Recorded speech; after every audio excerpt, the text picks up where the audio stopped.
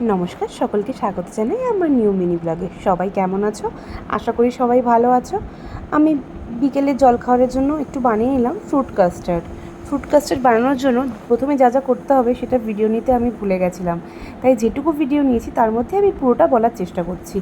প্রথমে আমি দুধকে ভালো করে ফুটিয়ে নিয়েছিলাম। দুধ ফুটে গেলে তারপরে আস্তে আস্তে যে কাস্টার্ড পাউডারটা আছে একটু দুধের মধ্যে মিশিয়ে নিতে হবে। ঠান্ডা দুধের মধ্যে মিশিয়ে নিয়ে তারপর ধীরে ধীরে দুধের মধ্যে দিয়ে ভালো করে আস্তে আস্তে নাড়াতে হবে। তারপর একটু ঘন হয়ে যাওয়ার পর তুমি যা যা ফল খেতে চাও, যেটা আমি যেখানে কলা, পেঁপে, আম ইউজ করেছিলাম, কেউ আঙ্গুর দিতে পারো, বেদানা দিতে পারো, যার যেরকম ইচ্ছা সেরকমভাবে দিয়ে এটাকে সুন্দর করে একটু ঠান্ডা হওয়ার জন্য একটু কাচের পাত্রে বা যে কোনো পাত্রের মধ্যে রেখে সার্ভ করলে খুব ভালো লাগবে খেতে। তোমরা বানিয়ে ট্রাই করো কিন্তু, আর আমাকে জানিও কেমন লাগলো। আমিও সেরকমভাবে ছোটো ছোটো পাত্রের মধ্যে সুন্দর করে ডেকোরেশন করলাম সবার জন্য, আর সবাই খুব ভালো খেয়েছিল। আমারও খুব ভালো লেগেছে। ফ্রুট কাস্টার্ড জিনিসটা আমার খুব পছন্দ। তো থ্যাংক ইউ সবাইকে আমার ভিডিও দেখার জন্য।